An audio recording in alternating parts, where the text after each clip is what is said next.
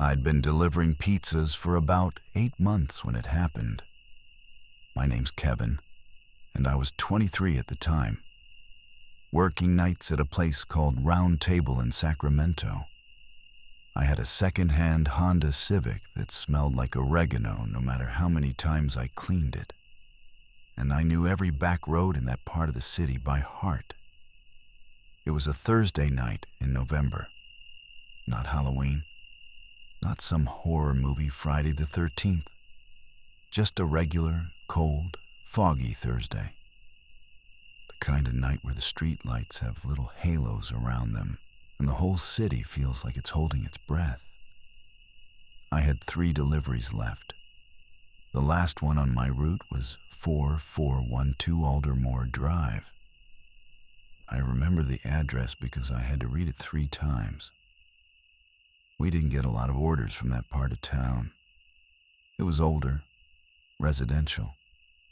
The kind of neighborhood where the houses are spaced wide apart and the yards are big and dark. The order was a large pepperoni, extra cheese, and a 2-liter Sprite. Normal. Paid. Online. Cash on delivery for the tip. Whoever placed it had left a note in the special instructions field. It just said, "Side door. Please knock quietly. Baby sleeping." I didn't think anything of it. I'd had weirder instructions. Once someone told me to bark like a dog when I arrived. Another time, I was told to leave the pizza on the roof of their car. Side door, knock quietly, was nothing. I pulled up around 9:15. The house at 4412 was a single-story ranch-style place. Brick facade, one of those long, low-profile roof lines. There was a light on inside, that warm, amber glow behind heavy curtains.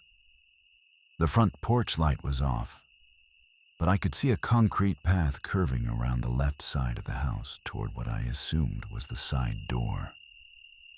I grabbed the pizza bag and the Sprite and walked up the driveway. The side of the house was dark. No light back there at all. I had my phone out using the flashlight app, and I remember how small that beam felt against all that black space around me. There were overgrown hedges along the fence line, and the path was cracked in places where tree roots had pushed up through the concrete. I found the side door. Old wooden thing, painted green, with a rusty screen door in front of it. There was a mat on the step that said, "Home." There was also a small clay pot with a dead plant in it. The kind of detail you notice and immediately forget. I knocked. Quietly, like the note said. Waited. Nothing. I knocked again. Still quiet, but a little more deliberate. I heard movement inside. Not footsteps exactly. More like shuffling, like something heavy being dragged or repositioned. Then silence again. I stood there for maybe 30 seconds. I was about to pull out my phone and call the number on the order when the green door opened. Not the screen door, just the inner door. It opened about 4 inches. I couldn't see a face. The interior was dark. There was a smell, not bad exactly, but stale. Like a room that hadn't had its windows opened in a very long time. "Pizza delivery," I said. I probably sounded stupid. Obviously, I had pizza. I was standing there in a uniform holding a pizza bag. A pause, then a woman's voice said, "How much?" I told her the total, $18.40. She said, "Hold on," and the door closed. I waited. A minute passed, maybe a little more. The night was very quiet out there. No traffic, no dogs. I remember thinking I could hear my own heartbeat. Then the door opened again, this time wider, and I saw her. She was older, maybe 60s. Small, thin, with gray hair cut short. She was wearing a house coat, the kind with a zipper up the front. Her eyes were red-rimmed, like she'd been crying or hadn't slept. She held out a folded $20 bill between two fingers. I opened the bag and handed her the pizza box and the Sprite. She took them without looking at me. I held out the change, $1.60, and she shook her head the tiniest bit. "Keep it," she said. I thanked her. She started to close the door, and then she stopped. She looked at me, really looked at me, and she said, in a voice barely above a whisper, "Don't come back here. Don't come back to this house." The door closed. I heard the deadbolt turn. I stood on that step for a second. Then I walked back around to the front of the house, got in my car. Here's the thing. A normal person drives away. A normal person says, "Okay, weird old lady, good night," and goes home. I almost did. I had my keys in the ignition. But then I saw it. Parked on the far end of the street, half hidden under a broken street light, was a blue pickup truck. No plates on the front, engine running. I could see the exhaust in the cold air. It hadn't been there when I pulled up. I was certain of that because I would have parked behind it. The street had been empty. I'd watched it. The truck didn't move. I couldn't see the driver through the windshield. The angle was wrong, and there was no overhead light. I told myself I was being paranoid. Maybe they lived there. Maybe they just got home. I pulled out and started driving toward the main road. The blue truck pulled out too. I turned right. It turned right. I went 2 blocks, turned left. It turned left. I sped up. It sped up. My mouth went dry. I called the store. My manager, a guy named Phil, answered, and I told him what was happening. He told me to go straight to the store. Don't stop. Don't pull into a neighborhood. Get somewhere with lights and people. I drove 8 minutes at about 15 miles over the speed limit. The truck stayed with me. I pulled into a Chevron station on Sunrise Boulevard. The lights were blinding after all that dark. I stopped the car right under the canopy and didn't get out. I just sat there with the engine running. The blue truck drove slowly past the entrance. Didn't stop. Kept going.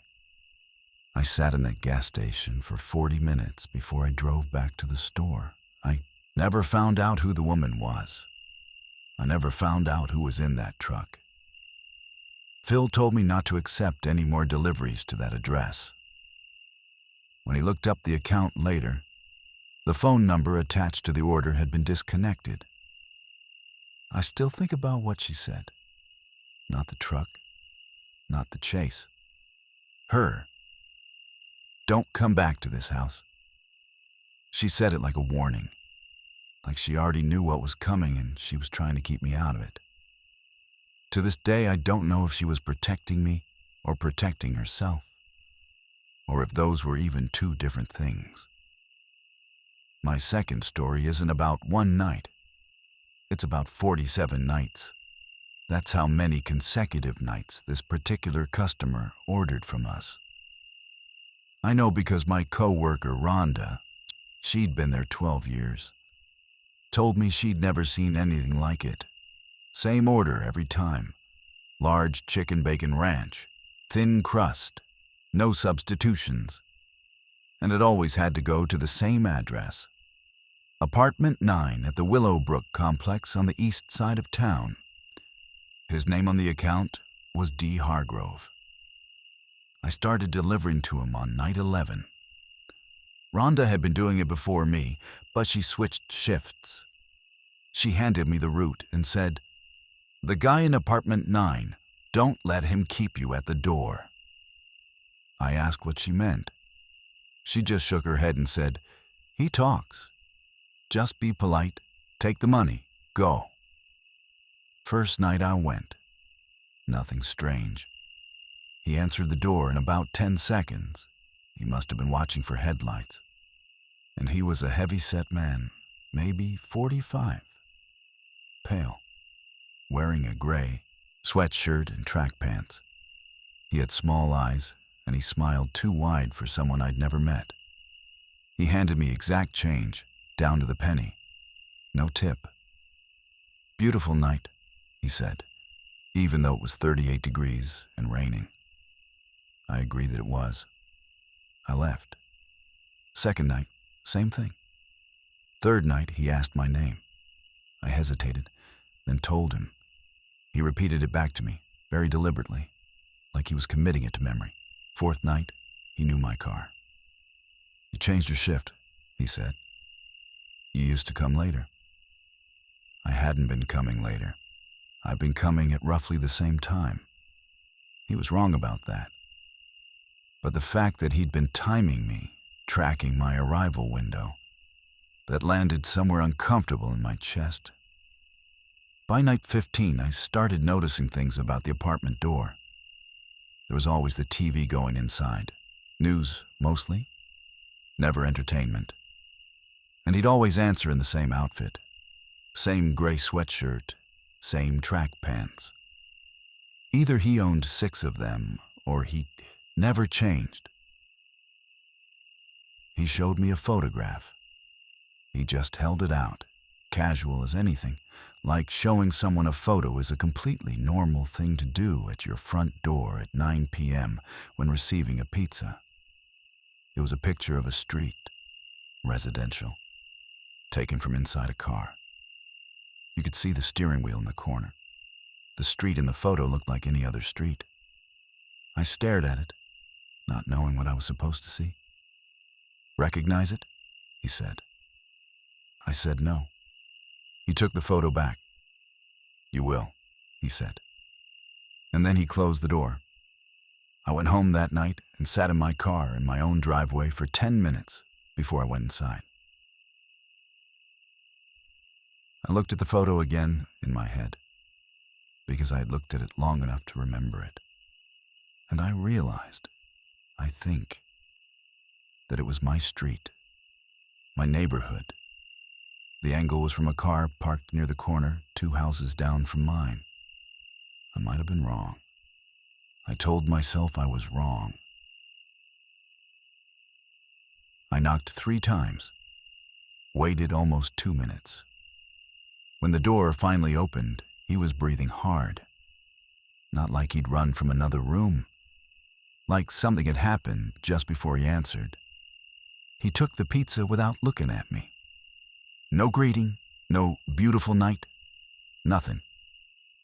He handed me the money, exact change again, and he started to close the door.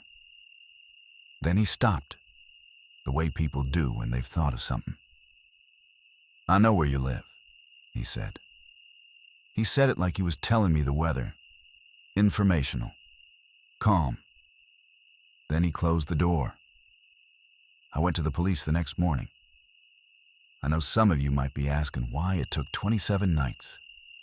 Honestly, because every individual thing he did could be explained away. He was weird. He was lonely. He made odd comments. None of it was illegal.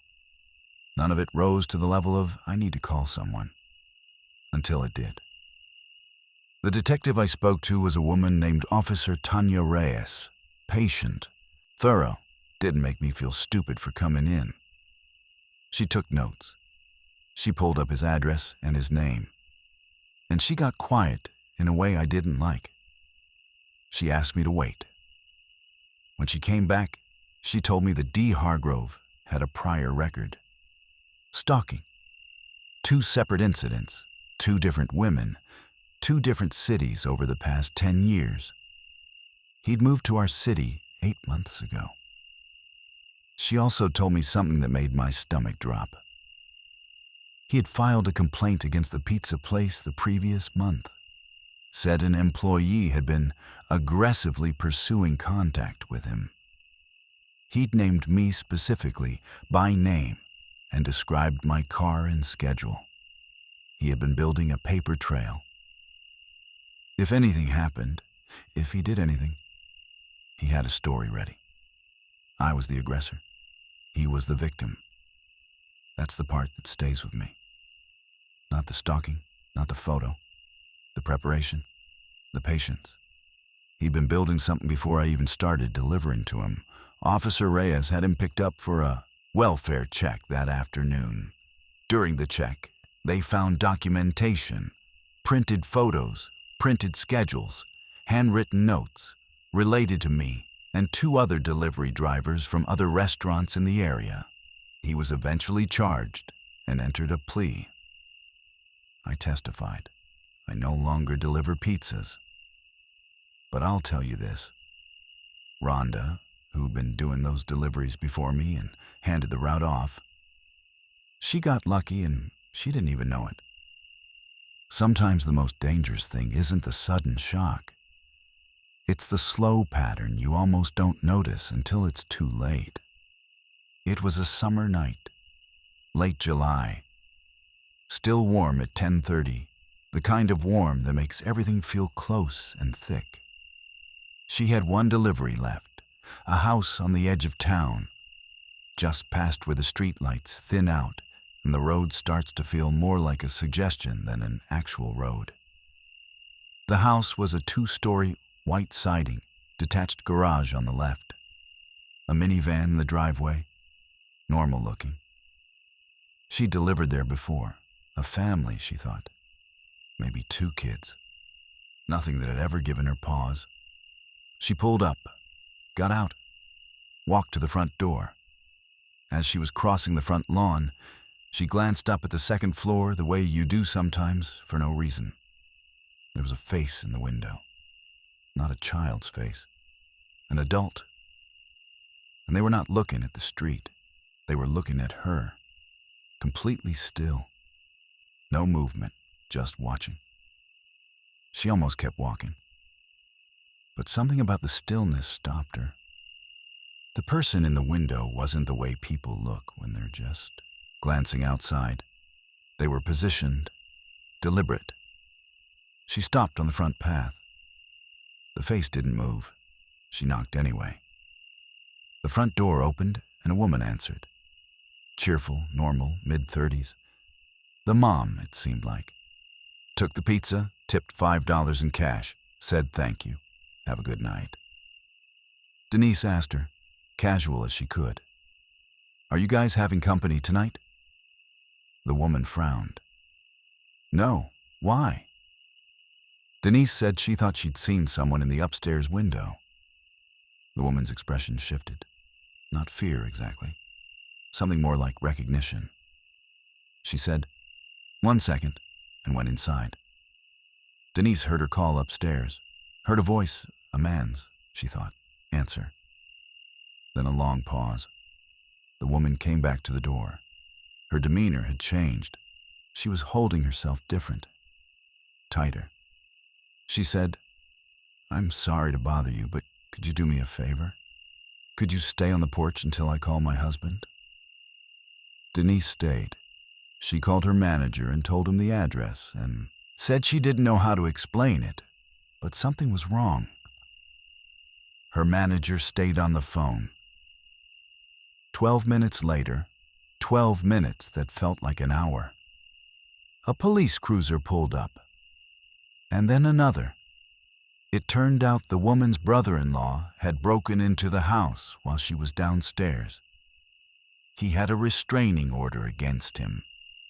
He'd been upstairs, in the kids' room, for an unknown length of time before Denise had arrived. The kids were fine. They'd been at a neighbor's that evening. He was arrested inside the house.